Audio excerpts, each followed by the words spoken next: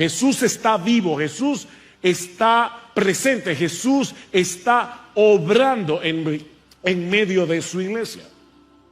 Ahora, pensemos cómo esta enseñanza debería impactar todo lo que nosotros hacemos como iglesia. Comenzando con nuestro servicio de adoración. Mis hermanos, ¿por qué vinimos hoy a la iglesia? ¿Por qué tú viniste a la iglesia hoy? Bueno, nosotros venimos a la iglesia cada domingo porque Jesús nos ha convocado. Jesús nos ha convocado. Y porque creemos que Él está presente en medio nuestro, obrando y enseñando por medio de su palabra predicada. Y yo te pregunto, ¿tú crees eso? O sea, más allá del hombre común y corriente, totalmente ordinario, que se para en este púlpito cada domingo a predicar la palabra de Dios, ¿tú crees, mi amado hermano, que cada domingo cuando tú llegas a este lugar, Jesús viene en su espíritu desde el cielo, está presente en medio nuestro, obrando entre la iglesia por medio de su palabra? Jesús está vivo, Jesús está presente, Jesús está obrando y enseñando por medio de su palabra a través de su espíritu. Y otra vez yo te pregunto, mi hermano, mi hermana, ¿tú vienes a la iglesia cada domingo con esa expectativa? Tú vienes cada domingo con esa expectativa. Porque si realmente creemos que Jesús está vivo, si realmente creemos que Jesús está activo hoy en su iglesia, eso debe cambiar radicalmente la manera en que tú y yo venimos a adorar aquí. O la manera como nos edificamos unos a otros en otros contextos. De hecho, los mismos apóstoles necesitaban esa perspectiva antes de salir a cumplir la gran comisión. Noten lo que dice Lucas en el versículo 3. Y de paso, debo decirles que en esta serie no se frustren porque nosotros vamos a estar viendo grandes secciones de Hechos cada domingo. Así que no podemos detenernos en cada detalle. Hoy vamos a ver el capítulo 1 completo, el próximo domingo va a ver el capítulo 2 completo, son 47 versículos. Pero vean lo que dice Lucas en el versículo 3. A estos también, después de su padecimiento, se presentó vivo con muchas pruebas convincentes, apareciéndoseles durante 40 días. 40 días. Lucas nos está diciendo aquí que los discípulos no tuvieron una alucinación colectiva. Los discípulos no vieron un fantasma. Ellos vieron a Cristo, hablaron y de hecho comieron con Él. Dice en Lucas capítulo 24, versículo 43. Ellos escucharon a Jesús hablarles, enseñarles. Ellos vieron sus manos, sus pies traspasados en la cruz. Era el mismo Cristo que ellos habían visto morir. Ahora estaba vivo delante de ellos. Y Lucas dice, con muchas pruebas convincentes.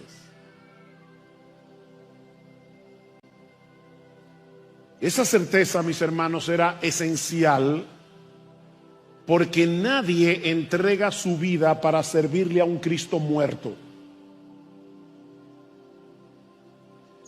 Ahora, Jesús no solamente se les apareció, y dice Lucas, con pruebas irrefutables, sino que Lucas nos dice también que les dio un curso intensivo del reino de Dios. Vean otra vez el versículo 3. Dice, a estos también, después de su padecimiento, se presentó vivo, con muchas pruebas convincentes, apareciéndoseles durante 40 días y hablándoles de lo concerniente al reino de Dios.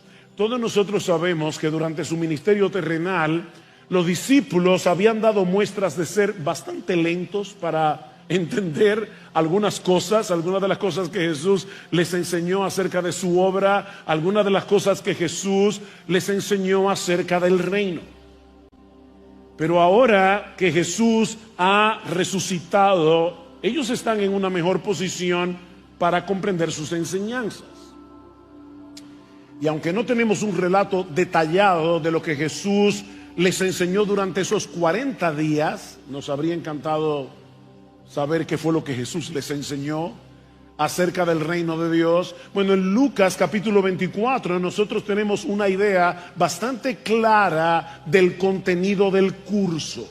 Y básicamente Jesús les mostró en esos 40 días cómo se cumplieron en él todas las promesas mesiánicas que fueron profetizadas en el Antiguo Testamento. Vayan conmigo a Lucas capítulo 24. Lucas capítulo 24, y vamos a leer los versículos 44 al 49. Y de paso, hermanos, esto es clave para que nosotros podamos entender el Antiguo Testamento. Jesús es el centro de las Escrituras.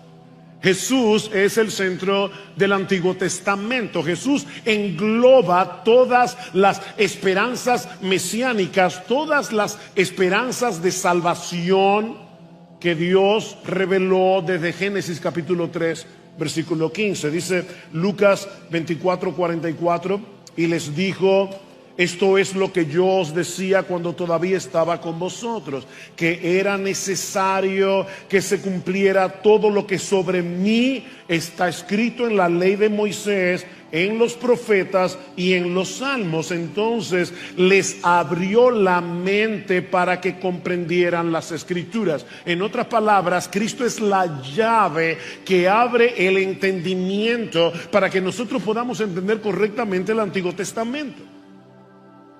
Versículo 46.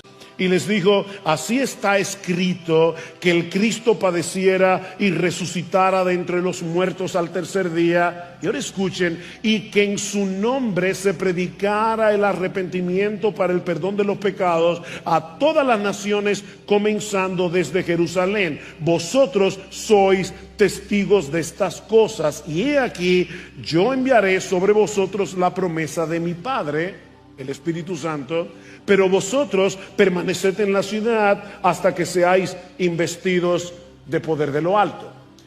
Ellos necesitaban entender dos cosas esenciales antes de salir a cumplir la gran comisión. La primera es que todas las promesas mesiánicas del Antiguo Testamento se cumplen en Jesús. La segunda es que la predicación del Evangelio a todas las naciones siempre fue el plan original de Dios. ¿Notaron que Cristo dice: era necesario que el Cristo padeciera, era necesario que se predicara el Evangelio a todas las naciones? Mis hermanos, cuando Dios llamó a Abraham para formar el pueblo de Israel, ¿cuál fue la promesa? En ti serán benditas todas las familias de la tierra. El plan de Dios desde el principio fue alcanzar al mundo entero, no solamente a la nación de Israel. Y como veremos en un momento, eso era fundamental, porque todavía después de Jesús haber resucitado, los discípulos tenían una visión muy localista del reino de Dios.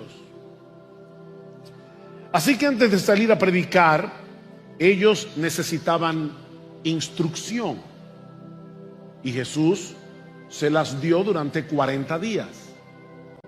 Pero también necesitaban esperar. Lo que nos lleva a nuestro segundo encabezado: la espera necesaria para cumplir la misión. Ya vimos la continuación de la misión. Jesús sigue haciendo desde el cielo lo mismo que comenzó a hacer y enseñar cuando estaba en la tierra. La continuación de la misión. Veamos ahora la espera necesaria para la misión. Hechos capítulo 1, versículos 4 al 5. Y reuniéndoles les mandó que no salieran de Jerusalén, sino que esperaran la promesa del Padre, la cual les dijo: oísteis de mí. Pues Juan bautizó con agua, pero vosotros seréis bautizados con el Espíritu Santo dentro de pocos días. Mis hermanos, yo necesito que ustedes vengan a la iglesia cada domingo a partir de ahora con su imaginación encendida, con su capacidad imaginativa encendida. Vamos a ponernos por un momento en el lugar de los apóstoles. Ellos han visto a Cristo levantarse de los muertos. Ellos saben que han sido comisionados a predicar el mensaje más trascendental de la historia. Un mensaje de vida o de muerte. Ahora, imaginen la emoción, imaginen el entusiasmo. De hecho, Lucas concluye su evangelio diciendo que después de ver a Cristo ascender a los cielos, los discípulos le adoraron y volvieron a Jerusalén con gran gozo y estaban siempre en el templo alabando y bendiciendo a Dios. Ellos están llenos de gozo, ellos están llenos de un santo entusiasmo, pero en vez de enviarlos de inmediato a predicar, Jesús les ordena que se queden en Jerusalén, que no salgan para ningún lado. No les dice que diseñen una estrategia evangelística, no les dice que comiencen ningún movimiento, les dice que esperen. ¿Por qué? Bueno, porque la misión que Jesús les ha encomendado no puede llevarse a cabo en fuerzas humanas. La tentación de los discípulos pudo haber sido lanzarse de inmediato a la tarea. Después de todo, ellos tenían un mensaje urgente, un mensaje poderoso que compartir, pero Jesús, y hermanos, esto es muy importante para ti y para mí aquí hoy, Jesús les hace ver que el entusiasmo no es suficiente.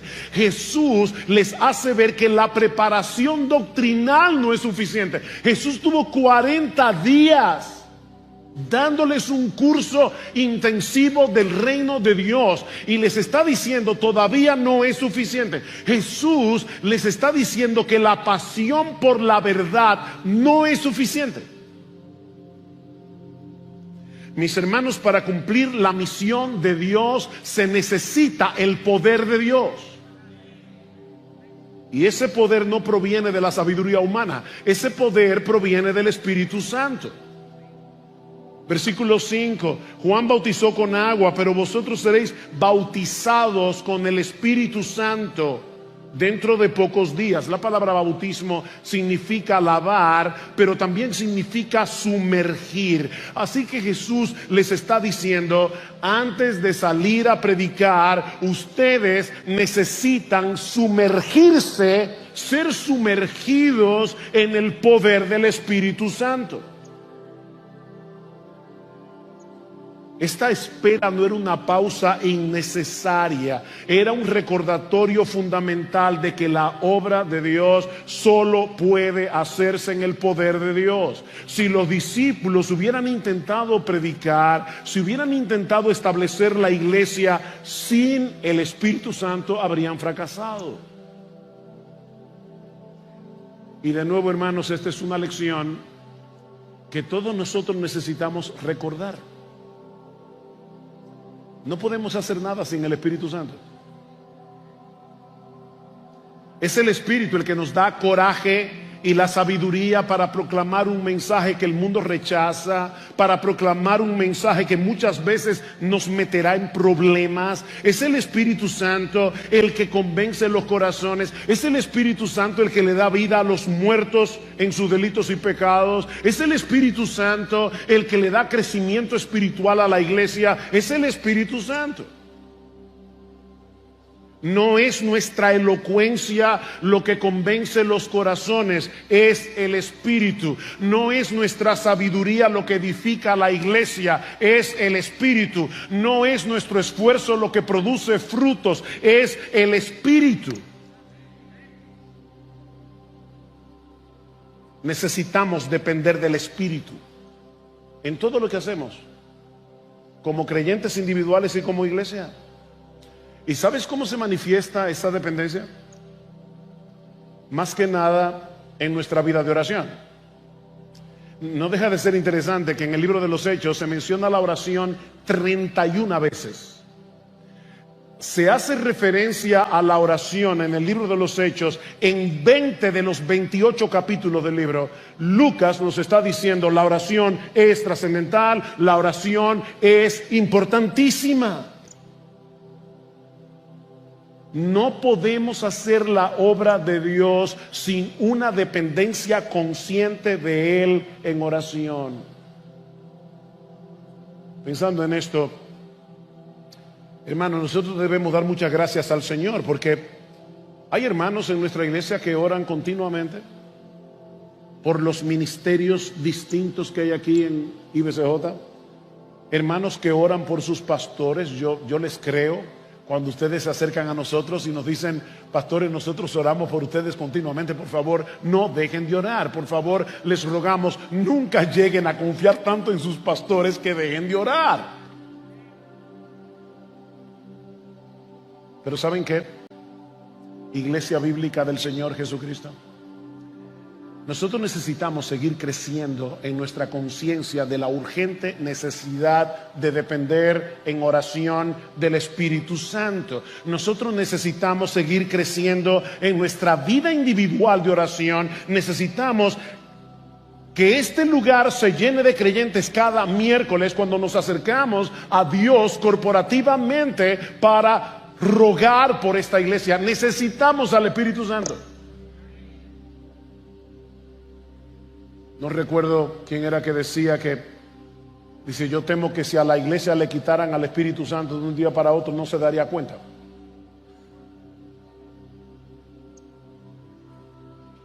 Necesitamos al Espíritu Santo. Ninguna rama particular del cristianismo secuestró al Espíritu Santo.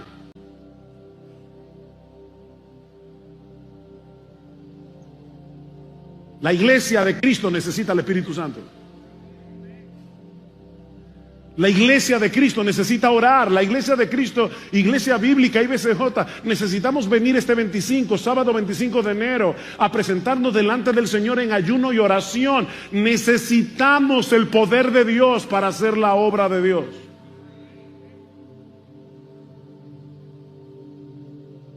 No hay capacidad humana que sea suficiente para eso. Ahora, esta enseñanza de Jesús sobre el reino de Dios levantó una inquietud en los discípulos, lo que nos lleva a nuestro tercer encabezado. Ya vimos la continuación de la misión, la espera necesaria para la misión. Veamos ahora en tercer lugar una expectativa corregida para poder definir la misión. Una expectativa corregida para definir la misión. Versículo 6. Entonces los que estaban reunidos le preguntaban diciendo: Señor, ¿restaurarás en este tiempo el reino a Israel? En otras palabras, ¿es este el momento en que todas las promesas del Antiguo Testamento sobre un reino glorioso y restaurado se cumplirán en su totalidad? Estos discípulos habían crecido leyendo en el Antiguo Testamento las promesas de un tiempo en que Dios establecería su reino sobre la tierra, restaurando la paz y la justicia. Ellos sabían que el paraíso perdido por causa del pecado sería recobrado. Así que, mis hermanos, la expectativa de los discípulos estaba bien fundamentada, pero era incompleta. Los discípulos están evidenciando aquí dos problemas, y de paso, increíblemente, son dos problemas que todavía permanecen al día de hoy en muchas iglesias evangélicas. ¿Cuáles son los dos problemas que ellos manifiestan? En primer lugar, una indebida curiosidad escatológica, y en segundo lugar, una visión demasiado estrecha del reino de Dios. Una indebida curiosidad escatológica y una visión demasiado estrecha del reino de Dios. Versículo 7. Y Él les dijo: hermanos, escuchen lo que dice Jesús: no os corresponde a vosotros saber los tiempos ni las épocas en que el Padre ha fijado con su propia autoridad. No nos corresponde saber esto. pero recibiréis poder cuando el Espíritu Santo venga sobre vosotros. ¿Y qué pasará? Me seréis testigos en Jerusalén. Ah, muy bien, Jerusalén. En toda Judea, perfecto. Y en Samaria, y hasta lo último de la tierra. En otras palabras, no se preocupen por el cuándo, porque a ustedes no les corresponde saber eso, mis hermanos. Esa curiosidad escatológica puede ser muy peligrosa por dos razones. En primer lugar, porque puede terminar produciendo una profunda decepción. ¿Ustedes saben cuántos creyentes a lo largo de la historia le han dicho que ya Cristo viene el día tal y que ya esta guerra o aquella otra guerra o lo que está pasando aquí es una evidencia clara de que ya llega el fin del mundo? ¿Cuántos creyentes pensaron que Napoleón era el anticristo y que ya llegaba el fin del mundo? ¿Cuántos creyentes pensaron que Hitler era el anticristo? ¿Cuántos creyentes vieron la Primera Guerra Mundial, la Gran Recesión, la Segunda Guerra Mundial? Cristo viene, y todavía estamos aquí. Y muchos pueden ser decepcionados. Pero por otra parte, esa indebida curiosidad escatológica desvía nuestra atención de la misión que tenemos delante. Cristo está diciendo que no os corresponde a ustedes saber esto, porque ustedes tienen ahora otra misión.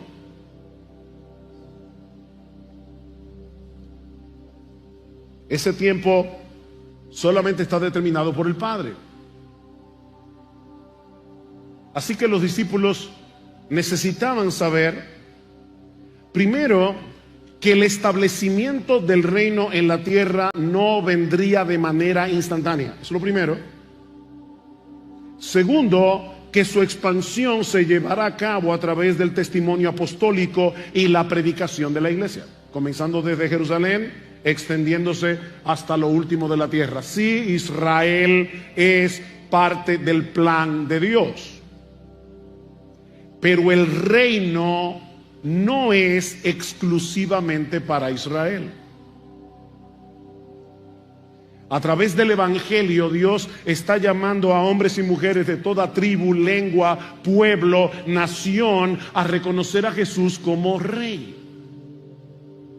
Y de paso, eso nos enseña que aquí no hay lugar para el pluralismo. Una de las cosas que más molesta al mundo secular en el día de hoy es que nosotros insistimos en la exclusividad del cristianismo. No hay otro nombre bajo el cielo dado a los hombres en el cual podamos ser salvos. Los musulmanes, los budistas, los que creen en la filosofía de Confucio, nadie se va a salvar si no es viniendo a Cristo en arrepentimiento y fe. Hay un solo Dios, hay un solo mediador entre Dios y los hombres, Jesucristo hombre. Así que en vez de estar esperando la consumación del reino, lo que ellos debían esperar era el derramamiento del Espíritu para ser testigos eficaces del Rey Jesús, que se levantó de los muertos al tercer día y consumó la obra de redención. De paso, el versículo 8 del capítulo 1 de Hechos nos provee el bosquejo de todo el libro de los Hechos. ¿Qué vemos en los Hechos? En los capítulos 2 al 7, el Evangelio predicado en Jerusalén. En los versículos 8 al 11, el Evangelio predicado en Judea y Samaria. En los versículos 12 hasta el 28, el Evangelio expandiéndose a través de Asia, a través de Europa, hasta llegar a la capital del imperio, a Roma, que era lo último de la tierra en la mente de los hombres de aquellos días. Ahora, déjenme darles una nota aclaratoria antes de pasar a mi próximo encabezado. No es lo mismo tener una indebida curiosidad escatológica que una apropiada y santificante expectativa por la segunda venida de Cristo. No es lo mismo. ¿Qué dice el versículo 11? Varones galileos, ¿qué hacéis mirando al cielo? El mismo Jesús que habéis visto ir al cielo volverá. Esa es la gran esperanza de la iglesia. Pero ¿saben qué, mis hermanos? Lo que prepara al mundo para la segunda venida de Cristo es la evangelización, no el tratar de averiguar lo que Dios no ha querido revelarnos acerca del fin del mundo. ¿Qué dijo Cristo en Mateo capítulo 24, versículo 14? El evangelio debe ser predicado en todas las naciones y entonces vendrá el fin. Vivir a la espera de la segunda venida del Señor nos mueve a compartir con otros el evangelio, no solo porque deseamos que otros se salven, hermanos. Nosotros debemos compartir el evangelio, sí queremos que otros se salven, obviamente, pero nosotros queremos que Cristo vuelva. ¿Y qué dice el Señor? Es necesario que este evangelio sea predicado en todas las naciones, a todas las etnias, entonces vendrá el fin. Bien, hermanos, ¿qué hemos visto hasta aquí? La continuación de la misión, la espera necesaria para la misión, una expectativa corregida para definir la misión. Veamos ahora en cuarto lugar el rey entronizado para poner en marcha la misión. Versículo 9. El rey entronizado para poner en marcha la misión. Después de haber dicho estas cosas, fue elevado. Imagínense otra vez, imagínense la escena. Jesús es allí 40 días, ellos lo han visto resucitado y ahora de repente, después de haber dicho estas cosas, fue elevado mientras ellos miraban y una nube le recibió y le ocultó de sus ojos. Y estando mirando fijamente al cielo, mientras él ascendía, aconteció que se presentaron junto a ellos dos varones en vestiduras blancas que les dijeron: varones galileos, ¿por qué estáis mirando al cielo? De paso, varones galileos, ¿por qué les llama galileos? Bueno, porque en ese tiempo llamarle Galileo a una persona en Jerusalén era algo despectivo. De hecho, noten en el capítulo 2, versículo 7, que las personas estaban asombradas cuando ellos comenzaron a hablar en lenguas y dice: mirad, no son galileos todos estos que hablan. Así que muy probablemente Lucas quiso incluir esto que los ángeles dijeron para recordarnos: son galileos, no son gente con una súper y extraordinaria preparación. Y con ellos Dios va a transformar el mundo. Varones galileos, ¿por qué estáis mirando al cielo? Este mismo Jesús que ha sido tomado de vosotros al cielo vendrá de la misma manera, tal como le habéis visto ir al cielo. Mis hermanos, los discípulos no estaban viendo simplemente a Jesús elevarse físicamente hacia el cielo. Escuchen esto, muy importante: ellos estaban presenciando delante de sus ojos el cumplimiento de la profecía de Daniel capítulo 7 versículos 13 y 14. Y si tú conoces el libro de Daniel, vas a recordar que Daniel tuvo una visión en el capítulo 7 donde él contemplaba a alguien semejante a un hijo de hombre. El título favorito que usaba Jesús para referirse a sí mismo en los evangelios, dice: un hijo de hombre que ascendía en las nubes del cielo y era llevado ante el anciano de días, es decir, Dios mismo, quien le confería toda autoridad sobre todas las naciones, pueblos y lenguas. Bueno, mis hermanos, lo que está sucediendo en Hechos 1 es el cumplimiento de esa profecía. Jesús no estaba simplemente dejando la tierra. Él estaba siendo exaltado en gloria. Él estaba siendo investido con toda autoridad como rey del universo. Así que lo que Daniel vio desde una perspectiva celestial, los discípulos lo estaban contemplando desde la tierra. Ese fue el día de la coronación de Cristo como Rey de Reyes y Señor de Señores. ¿Y saben qué, hermanos? La ascensión de Cristo, de la cual se habla muy poco en las iglesias en el día de hoy, lamentablemente, No solo fue un evento glorioso para los apóstoles ese día, sigue teniendo una profunda importancia para nosotros hoy. En primer lugar, la ascensión de Jesús confirma que Él es el Rey exaltado que ahora gobierna soberanamente desde el cielo. Y dice en Hebreos capítulo 7 que desde su trono celestial Él intercede por su pueblo, Él sostiene a su iglesia y Él dirige la historia hacia su consumación final. Así que miren, mis hermanos, no importa cuán caótico parezca el mundo, Cristo no ha perdido el control. Él reina con poder y majestad, y todo lo que sucede en la historia, óyeme bien, todo lo que sucede en la historia está subordinado a sus propósitos soberanos. Jesús es Rey. Pero en segundo lugar, la ascensión garantiza que la presencia de Jesús con su pueblo ahora no está limitada por la geografía ni el tiempo. Miren, aunque esto suene paradójico, es precisamente debido al hecho de que Jesús ascendió a los cielos que Él ahora está más cerca. Déjame repetirte eso. Es precisamente debido a que Jesús ascendió a los cielos que ahora está más cerca. Mientras Jesús estuvo en la tierra, su presencia estaba limitada a un solo lugar. ¿Ustedes se imaginan lo que sería tratar de ver a Jesús hoy? Te toca el turno 2.450.000. ¿Cómo sería eso?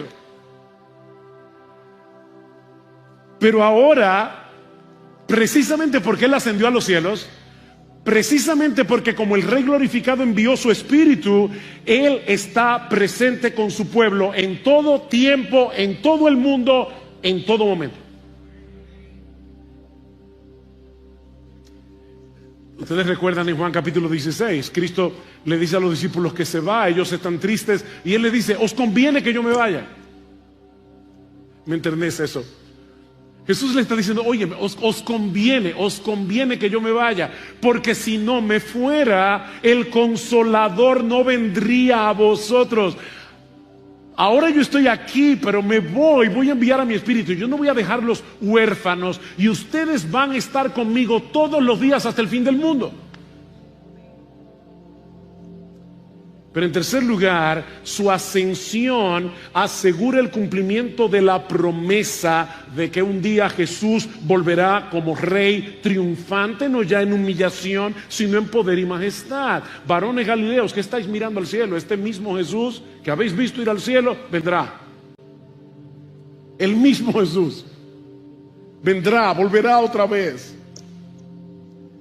Cristo está vivo, reinando hoy. Nada ni nadie podrá impedir que Él lleve a cabo lo que se ha propuesto hacer. Y en el tiempo señalado por el Padre, Cristo vendrá otra vez en gloria a establecer su reino eterno en los cielos nuevos y la nueva tierra.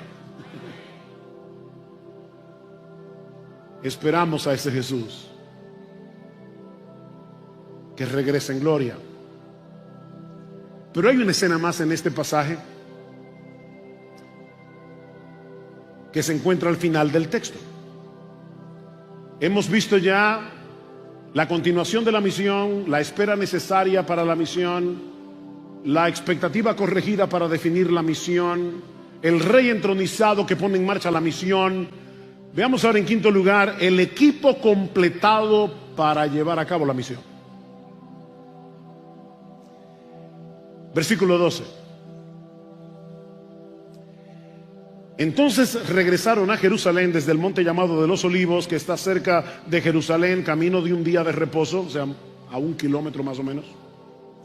Cuando hubieron entrado en la ciudad, subieron al aposento alto. Por cierto, no sabemos si es el mismo aposento alto de Juan 14, pero eso no es importante. Subieron al aposento alto donde estaban hospedados Pedro, Juan, Jacobo y Andrés, Felipe y Tomás, Bartolomé, Mateo, Jacobo, hijo de Alfeo, Simón el celote y Judas, hijo de Jacobo. Todos estaban unánimes, entregados de continuo a la oración, junto con las mujeres y con María, la madre de Jesús, y con los hermanos de él. Estos versículos nos dejan ver lo que sucedió durante los 10 días que siguieron a la ascensión de Jesús. Y vemos que los discípulos básicamente hicieron lo que Jesús les mandó que hicieran. Se quedaron en Jerusalén, se entregaron de continuo a la oración, mientras esperaban el cumplimiento de la promesa del derramamiento del Espíritu. Ahora, no deja de ser interesante quiénes formaban este grupo, aparte obviamente de los apóstoles. Por un lado, Lucas menciona a un grupo de mujeres, ¿se dieron cuenta? Versículo 14, que eran parte integral de esta comunidad de gracia. Ahora, esto es significativo porque en la cultura judía del primer siglo, las mujeres tenían un estatus sumamente secundario en la vida religiosa. Pero tú y yo sabemos que en el Evangelio todos gozamos el mismo estatus espiritual delante de Dios. Por otra parte, y ese es otro detalle importante en la lista, es la mención de María, la madre de Jesús. Esta es la última vez que María aparece en el Nuevo Testamento. Y noten que se la menciona sin ninguna posición de preeminencia. Ella no es la reina del cielo, es María, la madre de Jesús. Una simple creyente más en la comunidad cristiana. Y a partir de ahí desaparece de la historia. Pero por otro lado, Lucas es un buen historiador y él menciona a los hermanos de Jesús. ¿Se dieron cuenta? Al final del versículo 14. Ahora, ¿por qué esto es importante? Bueno, recuerden que durante el ministerio terrenal ellos no creían en Jesús. De hecho, dice en Marcos capítulo 3, versículo 21, que en una ocasión Jesús estaba en una casa enseñando y ellos fueron a llevárselo porque pensaban que estaba loco. Ellos pensaban que Jesús estaba fuera de sí.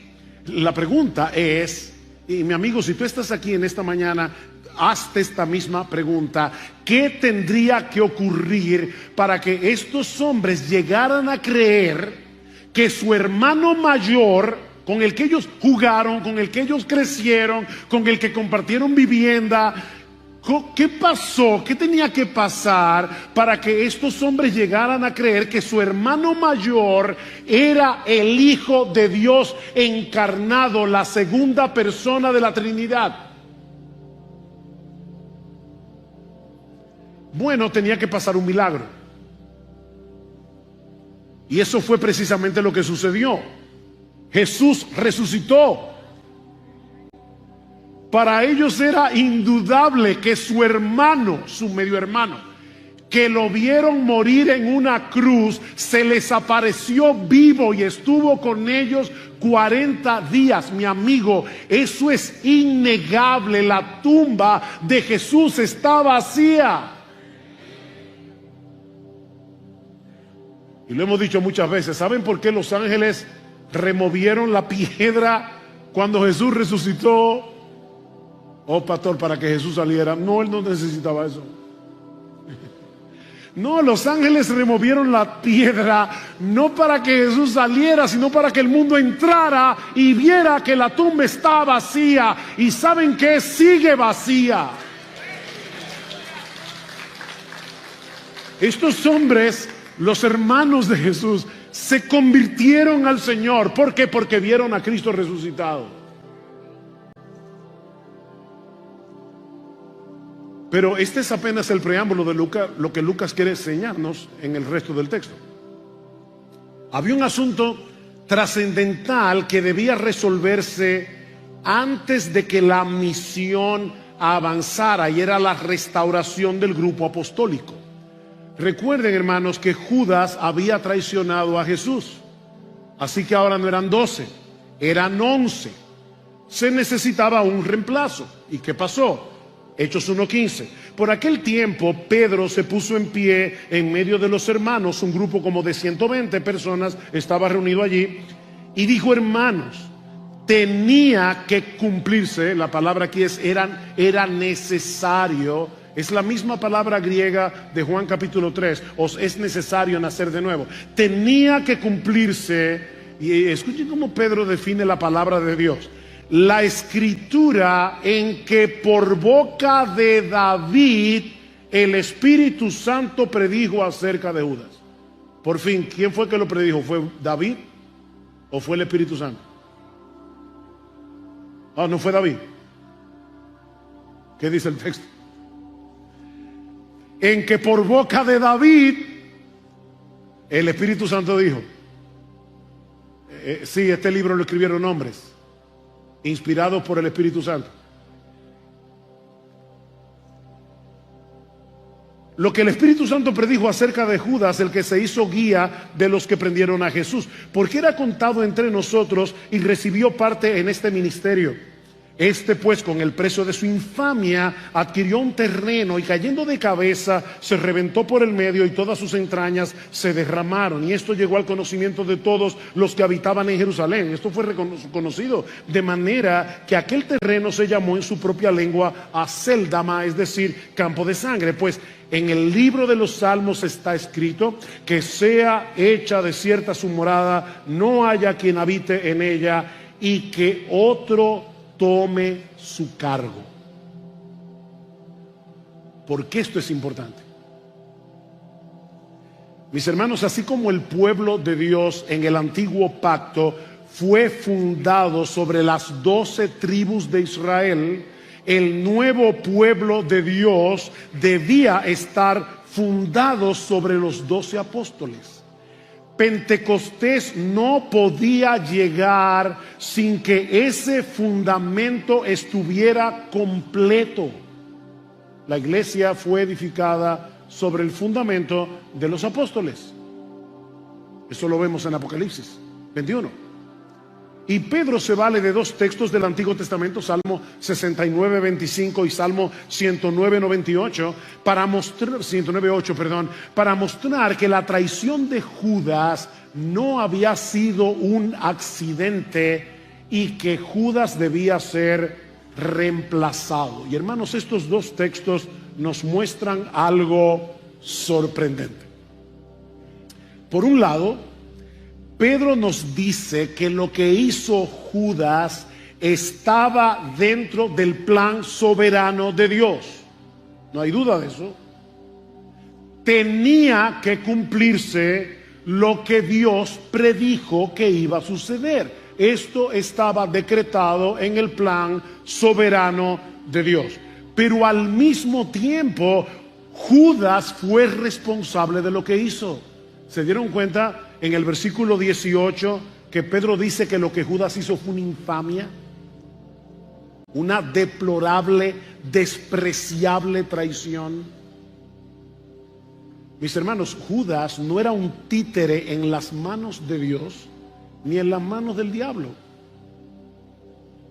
Él actuó según su propia maldad. Judas vendió a Jesús porque eso era lo que él quería hacer, porque era un codicioso. Pero sin saberlo, él estaba cumpliendo lo que Dios ya había determinado en su propósito eterno. Mis hermanos, nunca tratemos de suavizar esta tensión entre la soberanía de Dios y la responsabilidad humana para hacerla más fácil de entender. La Biblia dice que Dios gobierna sobre todas las cosas. La Biblia dice que el poder de Dios es absoluto. La Biblia dice que Dios hace todas las cosas según el designio de su santa y perfecta voluntad. Y aún así, la Biblia dice que el ser humano es completamente responsable de sus decisiones. Las dos cosas. Y no solo la traición de Judas fue decretada, dice Pedro, sino también el hecho de que otro debía tomar su lugar para completar el número de los 12. Eso era necesario antes de que llegara Pentecostés. Versículo 21. Por tanto, es necesario, de paso, esa es la misma palabra del versículo 15. Tenía que cumplirse. 16, perdón. Es necesario que de los hombres que nos han acompañado todo el tiempo que el Señor Jesús vivió entre nosotros, comenzando desde el bautismo de Juan hasta el día en que de entre nosotros fue recibido arriba, uno sea constituido testigo con nosotros de su resurrección. Y habían dos en el aposento alto que cumplían esos requisitos. Y habiendo orado, presentaron a dos, a José llamado Barsabás, al que también llamaban Justo, y a Matías.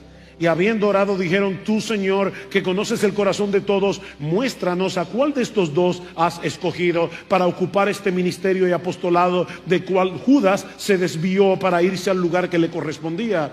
Echaron suertes y la suerte cayó sobre Matías y fue contado con los 11 apóstoles. El sustituto de Judas debía ser un testigo presencial del ministerio terrenal de Jesús hasta la ascensión. Y entre los 120 habían dos que llenaban esos requisitos. De paso, hoy parece que hay un montón. Hay un montón de apóstoles por ahí. Yo no sé cómo, porque aquí dice claramente que para ser apóstol, tú tienes que tener dos requisitos. Tienes que haber estado allí, tienes que haber visto a Jesús resucitado. Y que yo sepa, como dice la Biblia, al último que Jesús se le apareció fue a Pablo.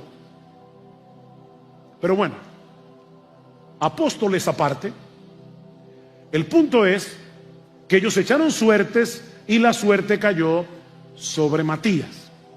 Ese era un procedimiento bastante común en el Antiguo Testamento cuando había que tomar una decisión en la que no había una revelación clara. Ustedes recuerdan Proverbios 16:33, la suerte se echa en el regazo, mas la decisión es del Señor. Ahora pregunta, ¿ese es un procedimiento legítimo para nosotros hoy? Deja ver con quién me voy a casar. Si sale el 2, Juana. Mira, es muy probable que fracasas en tu matrimonio si te casas de esa manera. ¿Ese es un procedimiento legítimo para nosotros hoy? Por supuesto que no. Hermanos, esto ocurrió antes del derramamiento del Espíritu Santo y en el Nuevo Testamento no aparece nunca más. Eso ocurrió antes de Pentecostés. Pero lo más importante es que la revelación de Dios no estaba completa, no se había escrito el Nuevo Testamento. Hoy tenemos al Espíritu Santo morando en nosotros y ese Espíritu Santo, según Romanos, guía a la iglesia por medio de su palabra. La palabra que Él inspiró. Así que no eches suertes. Llévate de la Biblia. Aplica los principios bíblicos y pídele a Dios que te dé sabiduría. Así que Matías fue escogido para completar el grupo original de testigos oculares y establecer el fundamento del nuevo pueblo de Dios antes de Pentecostés. Y así aseguraban la continuidad de la obra de Dios desde el antiguo pacto hasta el nuevo pacto. Pero como yo conozco a los miembros de IBCJ, ya me imagino que algunos están pensando: ¿y qué de Pablo?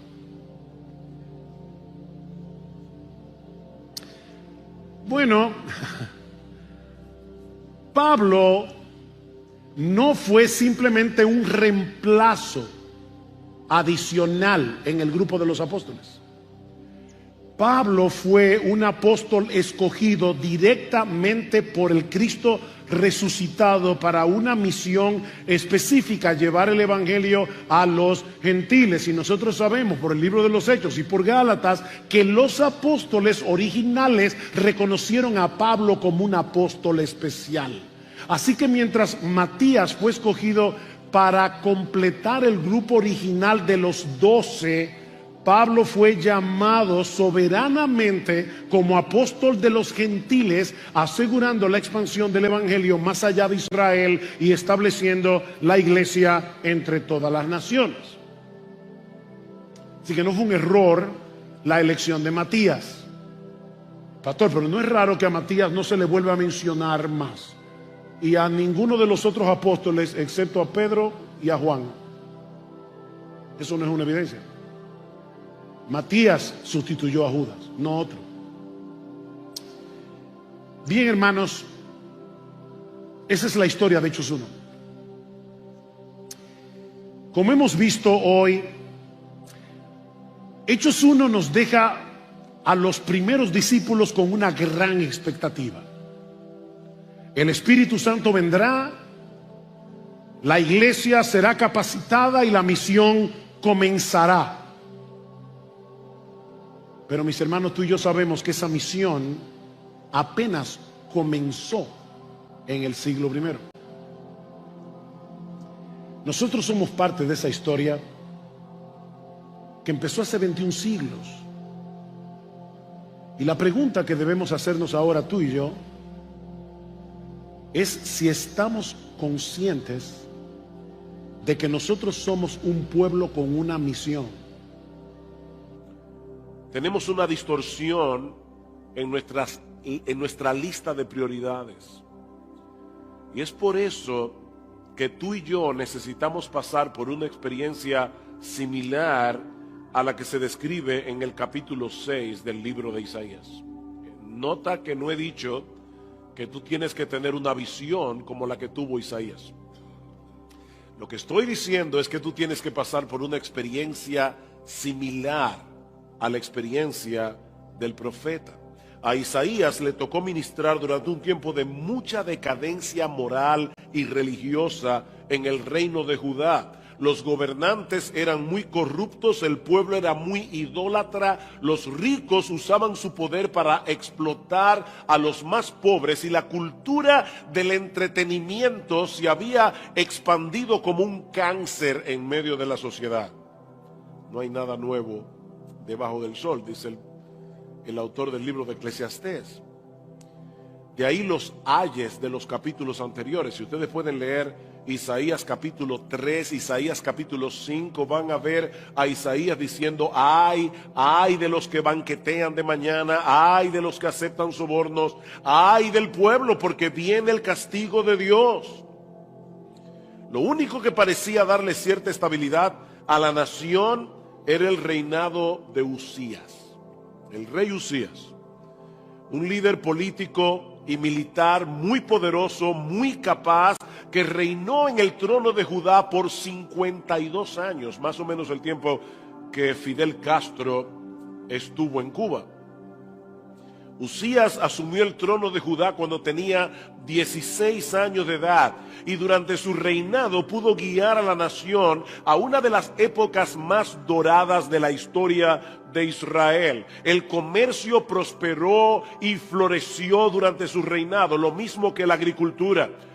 Este hombre fue un rey temido en batalla, un gran estratega militar. Jerusalén se sentía segura bajo la dirección y bajo la protección del rey Usías. Lamentablemente, en Segunda de Crónicas, capítulo 26, versículo 16, se nos dice que al final de sus días, cuando llegó a ser fuerte, su corazón se hizo tan orgulloso que obró corruptamente y fue infiel al Señor su Dios. Pues entró al templo del Señor para quemar incienso sobre el altar del incienso. Usías se envaneció de tal manera que quiso usurpar un oficio que no se podía mezclar con el oficio real. Los reyes en Israel venían de Judá, los sacerdotes venían de Leví. No había manera de mezclar estos dos oficios. Hay uno solo que ha podido llevar estos dos oficios en una sola persona, y es el Señor Jesucristo. Así que Usías pecó gravemente contra Dios. Y cuando los sacerdotes trataron de impedirle que hiciera lo que él estaba haciendo, este hombre se llenó de ira en el mismo templo y Dios lo hirió con lepra y así murió. En una forma vergonzosa. Este fue un tiempo de crisis para la nación de Israel. El hombre que había traído estabilidad, prosperidad y seguridad desaparecía del escenario político como un arrogante cubierto de lepra. Y ese fue el año en que Isaías tuvo esta visión que marcó el inicio de su ministerio profético. Ven una vez más el versículo 1. En el año que murió el rey Usías, vi yo al Señor. A partir de ese momento, Isaías se mantuvo predicando fielmente la palabra de Dios durante casi medio siglo, hasta que fue asesinado brutalmente por el rey Manasés. Según la leyenda, Isaías fue cortado en dos por una sierra. Así murió este hombre de Dios. Y mis hermanos, lo que yo quisiera tratar de responder en esta tarde, ¿qué es lo que se requiere para llegar a tener tal pasión por la persona de Dios que le permita a un ser humano común y corriente como tú y como yo? Por favor, no idealicen los personajes bíblicos, eran hombres de carne y hueso como tú y como yo. Isaías no era un superhombre. ¿Qué es lo que se requiere para que un hombre común y corriente como tú y como yo pueda predicar fielmente la palabra de Dios por casi 50 años en medio de tanta apostasía, en medio de tanta corrupción moral? ¿Qué es lo que se requiere, mis hermanos, para que personas como tú y como yo seamos librados de trivialidades y vengamos a ser hombres y mujeres apasionados con el evangelio de nuestro Señor Jesucristo? Hoy día se habla mucho de la sana doctrina, y por si acaso no me malentiendan, yo creo que la sana doctrina es extremadamente importante. Nos gozamos en saber que la sana doctrina se está expandiendo en América Latina, como decíamos en la charla al mediodía. Pero mis hermanos, de nada sirve tener una iglesia con sana doctrina si las personas que están en la iglesia no son apasionados con Dios. Necesitamos tener buena doctrina en la cabeza, pero necesitamos tener el corazón encendido. De lo contrario, la sana doctrina no sirve para nada. Necesitamos ser hombres y mujeres apasionados con el Dios de la Biblia, apasionados con el evangelio. Hombres y mujeres que solo le teman a Dios y a nadie más. Necesitamos ver a Dios como Isaías lo vio. Y hay al menos tres aspectos que se resaltan en estos primeros 3 versículos del capítulo 6 de Isaías acerca del ser de Dios. El primero es su indisputable soberanía. Su indisputable soberanía. Versículo 1. En el año que murió el rey Usías, vi yo al Señor sentado sobre un trono alto y sublime, y sus faldas llenaban el templo. Cada uno de los detalles de esta visión tiene la intención de hacerle ver a Isaías la suprema exaltación de Dios como el rey soberano de todo lo creado. Él está sentado sobre un trono alto y sublime por encima de todos los otros tronos del mundo. No existe ningún poder terrenal que pueda equipararse al poder de Dios. Ningún otro trono que esté cercano al suyo. Y el borde de su manto, literalmente, mis hermanos, el dobladillo de sus ropas reales llenaba el templo. Cuando Isabel II fue coronada como reina de Gran Bretaña en el año 1953, la cola de su vestido estaba hecha de terciopelo y armiño, medía 36 pies de largo, casi el ancho de una cancha de básquetbol. Y era tan pesada que se necesitaron 6 damas de honor para cargar la cola del vestido de Isabel. Bueno, mis hermanos, Isaías nos dice que el ruedo de la ropa imperial del Señor era tan abundante que llenaba todo el templo. Perdón. Y obviamente, este es un lenguaje apocalíptico, imposible de visualizar con nuestra imaginación. Lo que se pretende con esta descripción no es que nosotros podamos entender o visualizar qué fue lo que Isaías vio ese día.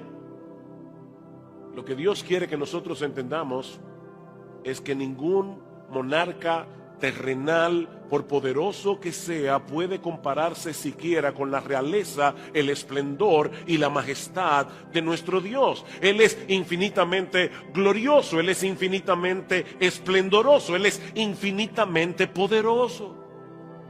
Dios quiere que nosotros entendamos que la estabilidad del universo depende de que Él siga sentado en su trono. La estabilidad del universo depende del reinado absoluto y eterno de Dios. Usías ha muerto, pero el trono del universo no está vacío. Dios está sentado allí.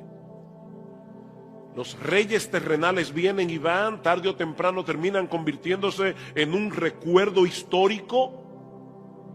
Pero nuestro Dios sigue siendo quien Él es. Él sigue manteniendo bajo control desde las estrellas más inmensas de todas las galaxias hasta los virus y bacterias más pequeños que no podemos ver a simple vista. Nuestro Dios es soberano. Él no es un monarca constitucional, como la reina Isabel, por cierto. Pastor, ¿y eso qué significa? Bueno, un monarca constitucional tiene mucha pompa, pero no tiene poder. No, nuestro Dios es rey porque Él reina. Nuestro Dios es rey, Él ejerce. Él es rey. Él puede decir con toda confianza en el capítulo 46 del libro de Isaías: acordaos de las cosas pasadas desde los tiempos antiguos, porque yo soy Dios y no hay otro Dios y nada hay semejante a mí, que anuncio lo por venir desde el principio y desde la antigüedad lo que aún no era hecho. Dios está diciendo: no hay otro Dios como yo, porque solo yo puedo declarar desde el principio cuál será el fin de las cosas, qué es lo que va a suceder al final. Y alguien puede decir: bueno, pastor, pero ese argumento más bien es a favor de la omnisciencia de Dios. Dios conoce el fin desde el principio porque Él es omnisciente, porque Él lo sabe todo. Sí, eso es verdad. Pero Él escucha la conclusión del texto. Yo soy Dios, no hay otro Dios, nada hay semejante a mí, que anuncio lo por venir desde el principio y desde la antigüedad lo que aún no era hecho, que digo: mi consejo permanecerá y haré todo lo que quiero. Nuestro Dios conoce el futuro, no simplemente porque Él es omnisciente, sino porque Él es soberano. Porque Él lo decretó. El futuro no es otra cosa que el cumplimiento en el tiempo de los decretos de Dios. Y es importante resaltar aquí, en este pasaje de Isaías 46, que Dios está hablando de eventos que tienen que ver con las acciones libres y responsables de seres humanos. Sigue diciendo el versículo 11: yo soy el que llamo desde el oriente al ave, y de tierra lejana al varón de mi consejo. En el contexto es el rey Ciro, que luego va a permitir que los hijos de Israel vuelvan del exilio para reconstruir la ciudad y los muros. Yo hablé y lo haré venir, lo he pensado y también lo haré. Nuestro Dios en su soberanía ha contemplado en sus decretos las acciones responsables de los hombres. Su soberanía no anula nuestra responsabilidad moral. Tú y yo somos seres responsables, pero nuestra responsabilidad moral no anula su soberanía. Mi amado hermano, déjame decirte algo: si hoy tú estás en Cristo, si tú viniste a Cristo en arrepentimiento y fe, es porque Dios te amó desde antes de la fundación del mundo. Y Él decretó desde antes de la fundación del mundo que en un momento dado de tu historia, libre y voluntariamente, tú ibas a hacer lo que Él ya había decretado que tú hicieras. Él te llamó eficazmente a salvación. La salvación es del Señor. Eso es básicamente lo que nosotros encontramos en toda la escritura de principio a fin. Me encanta como lo dice Nabucodonosor, increíble, un rey pagano tenía una mejor teología que muchos evangélicos en el día de hoy. Dice Nabucodonosor: todos los habitantes de la tierra son considerados como nada, y él hace su voluntad en el ejército del cielo y en los habitantes de la tierra, y no hay quien detenga su mano ni le diga: ¿qué haces? Ningún congreso, ni en la tierra ni en el cielo, tiene que aprobar las decisiones de Dios. Ningún congreso puede vetar la autoridad de Dios. Él reúne en sí mismo, en un grado absoluto, el poder judicial, el poder ejecutivo y el poder legislativo. Todo en él mismo. Porque para eso es Dios. Y mis hermanos, esa es la perspectiva que nosotros necesitamos tener de Dios si queremos ministrar en una forma apropiada su palabra. De hecho, esa es la perspectiva que necesitamos tener como cristianos, seamos pastores o no, porque es en la soberanía de Dios donde descansa nuestra confianza. Él no podría asegurarnos en su palabra que a los que aman a Dios todas las cosas le obran para bien, a menos que Él lo controle todo.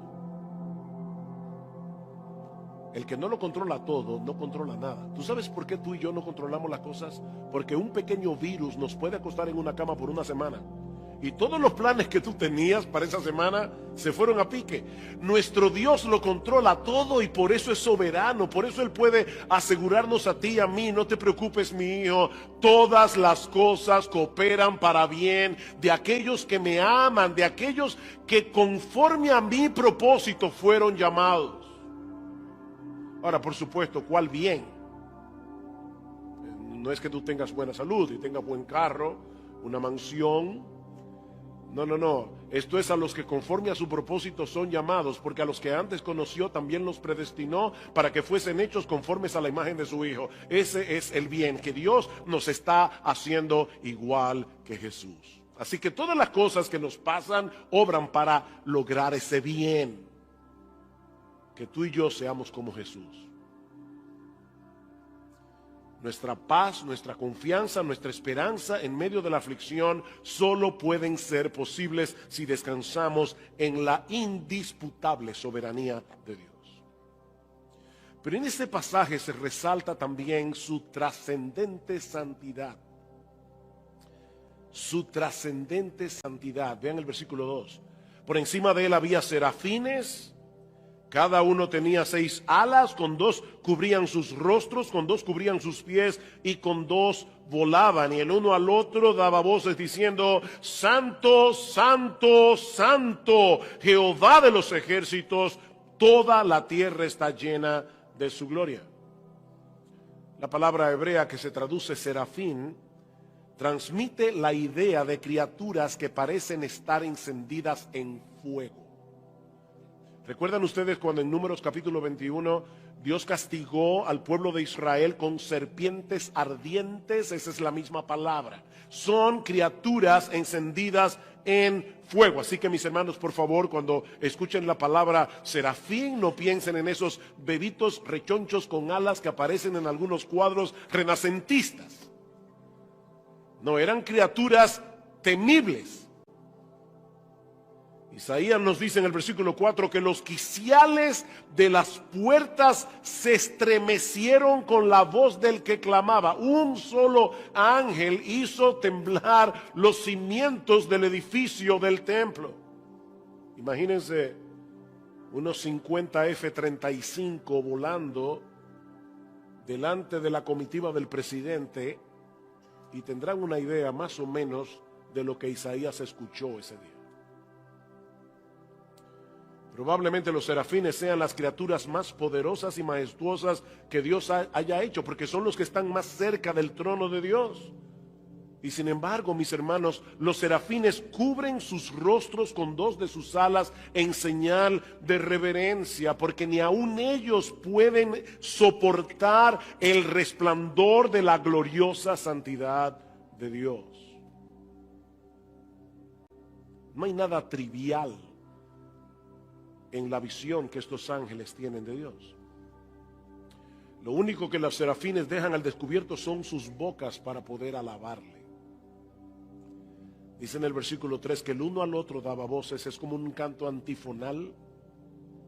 Santo, santo, santo, Jehová de los ejércitos, y el otro grupo responde, toda la tierra está llena de su gloria.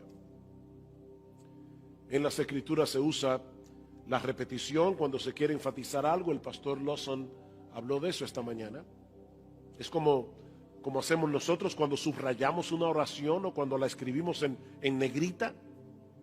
De manera que lo que los serafines están haciendo aquí es proclamar de la forma más enfática posible que nuestro Dios es santo. Es el único atributo de Dios que se repite 3 veces en la Biblia. Dios es amor, pero en ningún lugar de la Biblia dice que Dios es amor, amor, amor. O que Dios es poderoso, poderoso, poderoso, justo, justo, justo. Pero sí se dice que Él es santo, santo, santo. Ahora, cuando nosotros escuchamos la palabra santidad, la primera idea que suele venir a nuestras mentes es la de pureza moral. Pureza moral.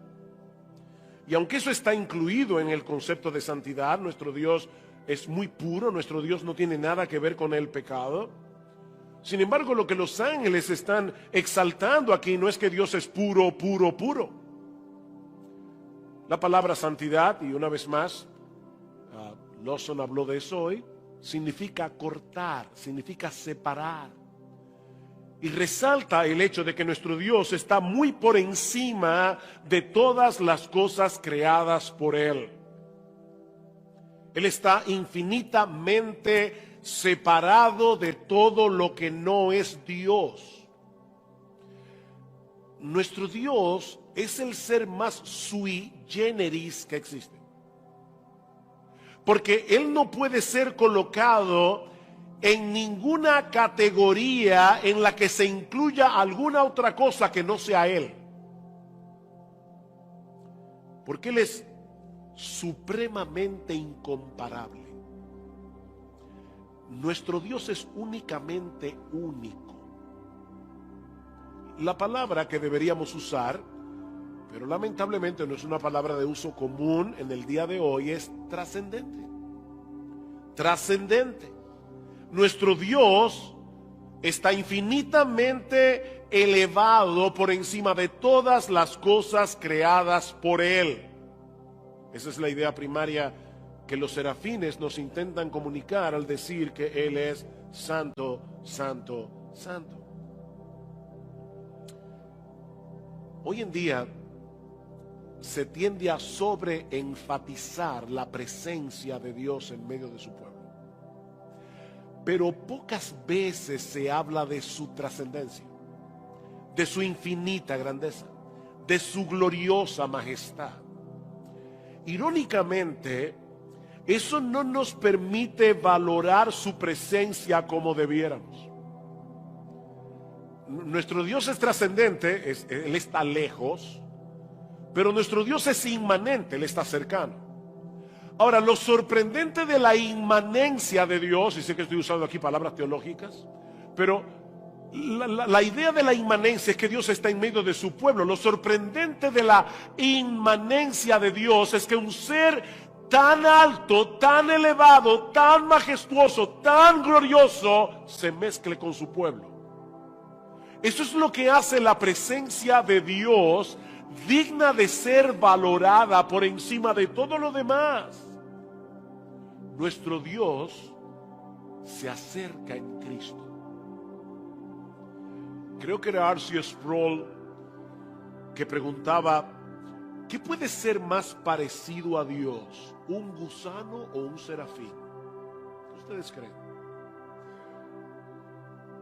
¿Qué puede ser más parecido a Dios? ¿Un gusano o un serafín? ¿Cuál es la respuesta? Ninguno de los dos. Ninguno de los dos, porque cuando Dios es la tabla de comparación, no hay nada que se le compare. Él es únicamente único, Él es trascendentemente santo. Por supuesto, al hablar de la santidad de Dios, no podemos dejar de lado su pureza moral. Nuestro Dios es santo porque no hay ningún asomo de pecaminosidad o de impureza en todo su ser. Él es perfectamente santo en todos y cada uno de sus atributos. Él es perfectamente santo en todas y cada una de sus decisiones. Él es perfectamente santo en todas y cada una de sus obras. La santidad de Dios es la corona de sus atributos. Es lo que hace que Dios sea Dios. ¿Ustedes se imaginan cómo sería estar a merced de un Dios que fuera todopoderoso, que fuera inmutable, que fuera omnisciente y que no fuera santo? ¿Cómo sería estar a merced de un Dios así? Sería estar a merced de un monstruo. Pero nuestro Dios es quien Él es precisamente porque Él es santo. Es porque Dios es santo que Él es un ser temible y cautivador al mismo tiempo. Él es temible y Él es cautivador. Él es santo en el ejercicio de su omnipotencia. Él es santo en la aplicación de su justicia. Él es santo en la plenitud de su amor, de su bondad, de su misericordia. ¿Y saben lo que es más sorprendente, mis amados hermanos? Que estamos hablando aquí de que Dios es único, Dios es singular, no hay nadie como Él. Y sin embargo, la santidad de Dios es uno de los atributos que los teólogos llaman comunicables, porque es un atributo que Él comparte hasta cierto punto con sus criaturas. Él llama a los suyos a ser santos. Sed santos porque yo soy santo. Cuando el atributo de la santidad se aplica a las criaturas, lo que se quiere señalar es que nosotros hemos sido apartados. Recuerden la palabra santidad, separados. Hemos sido apartados, hemos sido separados para el uso exclusivo de Dios. Nosotros fuimos comprados para ser exclusivamente suyos. Si invocáis por Padre aquel que sin acepción de personas juzga según la obra de cada uno, conducíos en temor todo el tiempo de vuestra peregrinación. Sed santos porque yo soy santo. Nuestro Dios diseñó un plan de salvación para rescatarnos de la esclavitud del pecado y hacernos santos. Él nos está haciendo a cada uno de nosotros semejantes a nuestro bendito Señor y Salvador Jesucristo. Yo he usado muchas veces esta ilustración. Perdónenme si la han oído antes. Es que no conozco una mejor. Pero alguien le preguntó una vez al famoso escultor Miguel Ángel cómo era posible que él tomara un bloque de mármol y con un cincel y un martillo pudiera tallar un caballo. Si alguna vez ustedes han visto una obra tallada de Miguel Ángel, es sorprendente, parece que tiene vida. Y le decía a esta persona, ¿cómo es posible que tú puedas tomar un bloque de mármol y sacar de esa piedra un caballo? Y Miguel Ángel decía, es muy fácil, yo tomo el cincel y le quito todo lo que no se parece al caballo. Bueno, mis hermanos, ¿saben lo que Dios está haciendo con cada uno de nosotros? Dios tiene un cincel en la mano, su providencia, y a través de muchas aflicciones Él está tallando en nosotros la imagen de Jesús. Todos nosotros tenemos demasiadas cosas que no se parecen a Jesús. Y el Señor está determinado. Ni tú ni yo queremos ser una obra maestra. Nosotros quisiéramos ser un garabato. Pero nuestro Dios está determinado a hacer una obra maestra con nuestras vidas. Él está determinado a plasmar en nosotros el carácter santo, perfecto de nuestro bendito Señor y Salvador Jesucristo. Y Él lo hará. Y otra vez, como nos decía Lawson esta mañana, hay una santidad que es posicional, hay una santidad que es progresiva y hay una santidad que es final. ¿Saben qué es lo más hermoso que hay en el cielo? Lo más hermoso que hay en el cielo es Jesús. ¿Saben qué es lo segundo más hermoso que hay en el cielo? Que todos nosotros seremos igualitos a Él. Sí, ese hermano que tú ves en la iglesia y que tú no lo soportas mucho va a ser igualito a Jesús. Si es creyente, seremos como Jesús. Dios está empeñado en hacernos como Jesús. Y Él nos dice en su palabra: sed santos porque yo soy santo. Es una orden, no es una opción para el creyente. Mis amados hermanos, sin santidad nadie verá al Señor. Es por eso que nosotros creemos que en las iglesias evangélicas hay muchas personas que creen ser lo que no son. Porque si no son santos, si no están luchando con su pecado, si no se avergüenzan de su pecado, si no se arrepienten de su pecado, si no viven una vida de arrepentimiento, probablemente van camino al infierno. Mis hermanos, si camina como un ganso, habla como un ganso y se mueve como un ganso, no lo dudes, es un ganso. Sed santos porque yo soy santo. Dios nos escogió en Cristo. Dios nos salvó. Dios hizo una obra de regeneración en nosotros para hacernos santos. Sed santos porque yo soy santo. Lo irónico es que muchas veces tú y yo quisiéramos tener los atributos incomunicables de Dios. No queremos ser santos, pero queremos ser todopoderosos, ¿no es así? ¿No te gustaría ser el soberano del universo? Tener el control de todo en las manos, o por lo menos de tu esposa. ¿No te gustaría? Pero Dios no dice en ninguna parte de la Biblia: sed todopoderosos como yo soy todopoderoso. Dios no dice en ninguna parte de la Biblia: sed soberanos como yo soy soberano. No, lo que Él dice: sed santos porque yo soy santo. Eso es lo que Él dice en su palabra. Mi hermano, no trates de ser Dios.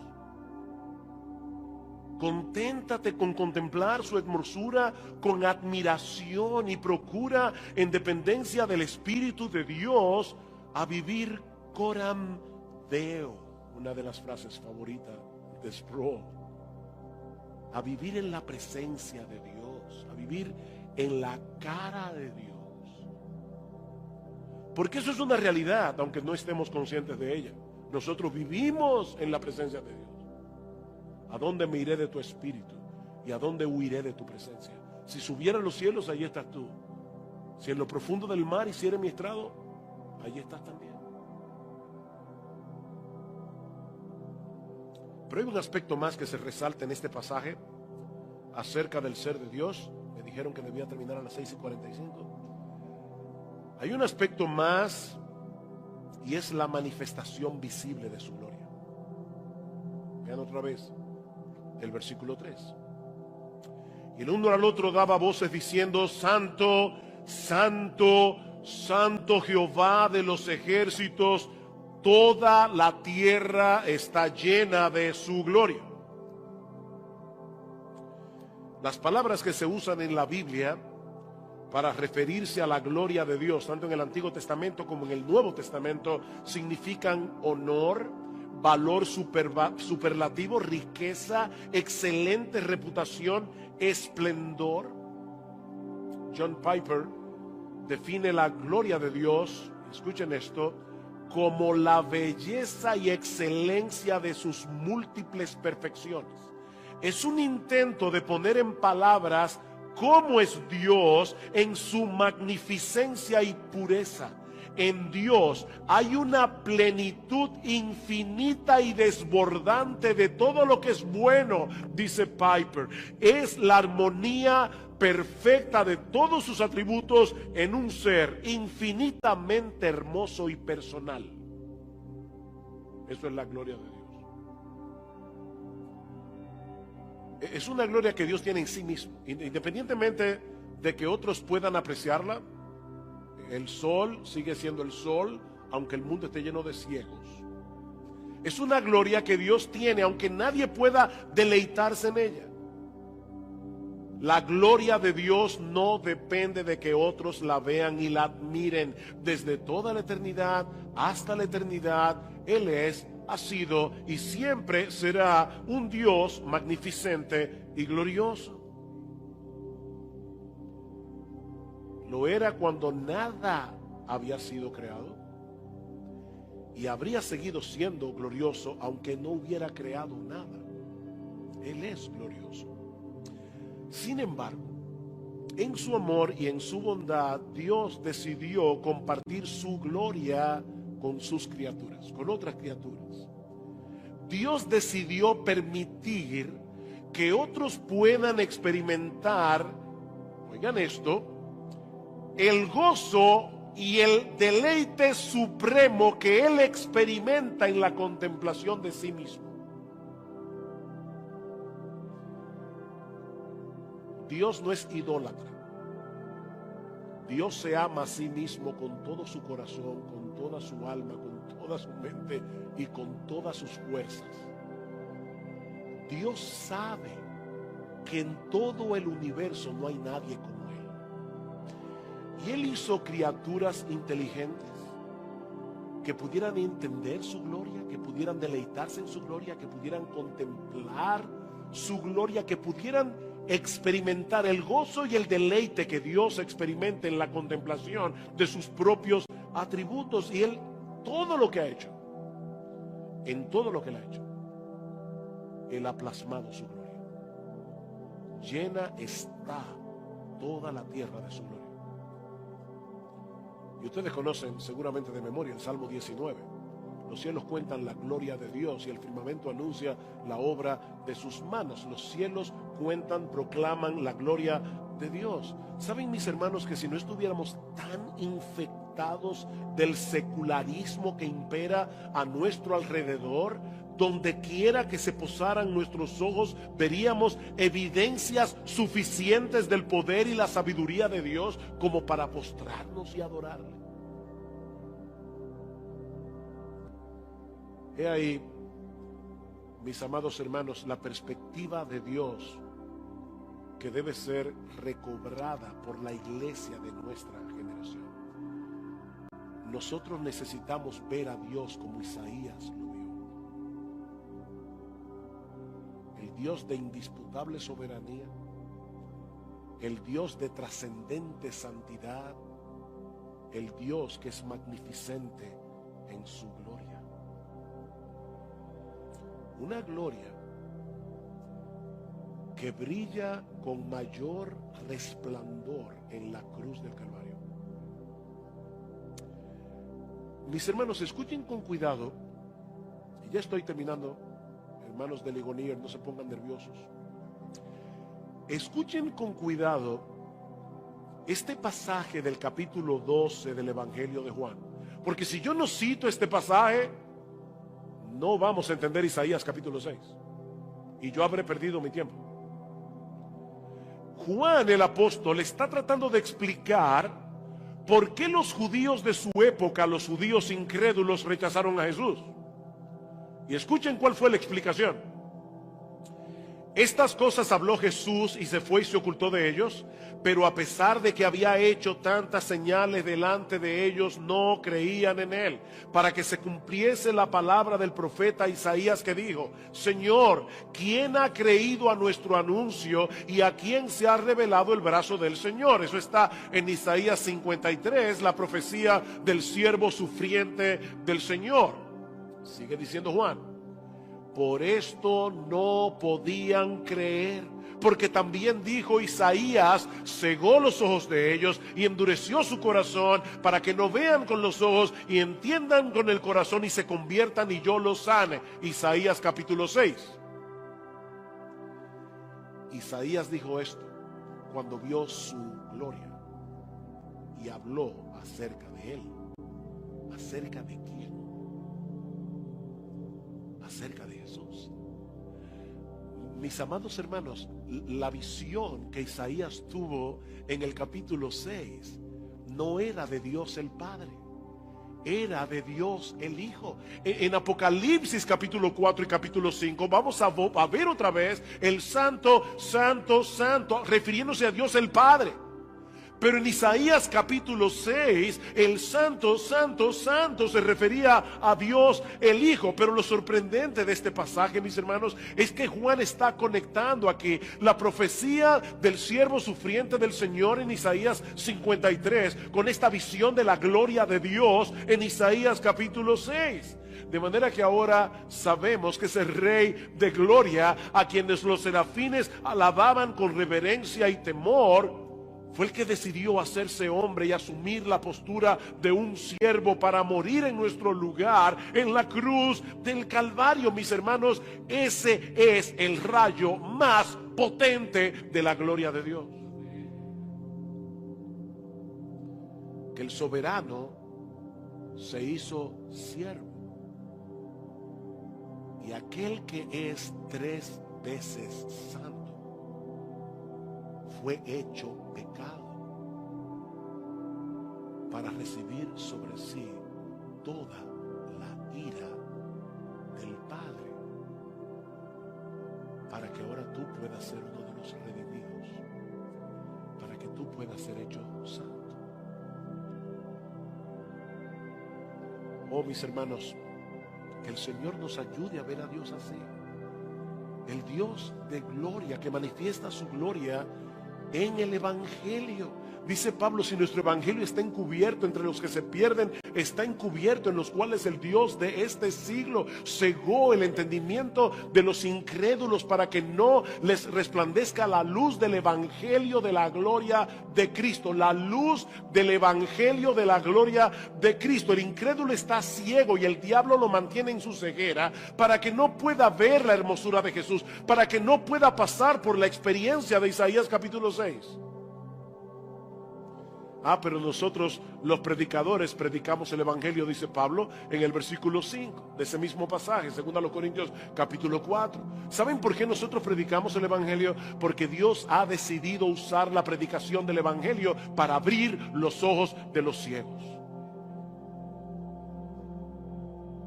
Y cuando estábamos allí sentados en una iglesia algún día y alguien estaba predicando el evangelio de la gloria de Dios en Cristo, dice Pablo en el versículo 6 de 2 Corintios capítulo 4, y Dios que mandó que de las tinieblas resplandeciese la luz, es el que resplandeció en vuestros corazones para el conocimiento de la gloria de Dios en la faz de Jesucristo. El mismo Dios que en Génesis capítulo 1 versículo 3 dijo sea la luz y fue la luz, ese mismo Dios cuando tú estabas escuchando la predicación del evangelio vino a través de su Espíritu Santo y dijo sea la luz, y tú por primera vez en tu vida viste lo que antes eras incapaz de ver, que nuestro Señor Jesucristo es más glorioso que lo que nuestras mentes pueden entender y nuestras bocas pueden expresar.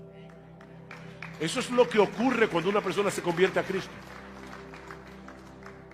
Sin esa obra de regeneración no puede haber conversión, no puede haber salvación. Y eso solo ocurre a través de la predicación del evangelio. Cuando nosotros mostramos a través de la Biblia ese rayo potente de la gloria de Dios que emanó de la cruz del Calvario.